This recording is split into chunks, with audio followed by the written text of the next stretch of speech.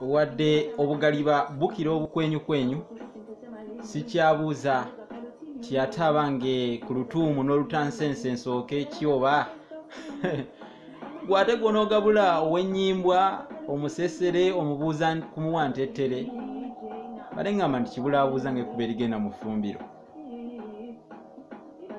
Nze Munabusiro era mu kaseera kano mbaaniriza bunyomero bwaffe bungi bwe tukola obutambuza olulimi lwa Ssaabasajja okubuna ensi eno nga tusinziira ku Lulasange. Naye wano waliwo ebigambo abamu bye batassaako nnyo mwoyo, bateeka omwoyo ku bimu ebirala ne batabisaako mwoyo. Kugeza ekigambo ssedduvutto ekyo munnange abantu balimanyi era bakisaako nnyo omwoyo. Ssedduvutto naye nga bw'omanyi nti amaaso batadde kugwaka beerabidde ogunyooka, waliyo ne ssedduvukkulu. Kati bino leero tugenda kubyawulira era abantu ba Ssaabasajja. Ssedduvutto omwawula ku ssedduvukkulu.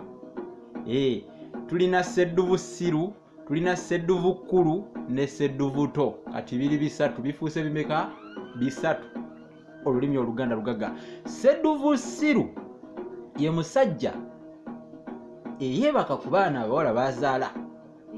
Oyo mu Luganda tumuyita ssedduvussiru. Ate ssedduvutto ye musajja omukulu eyeekakatika ku buwala obuto.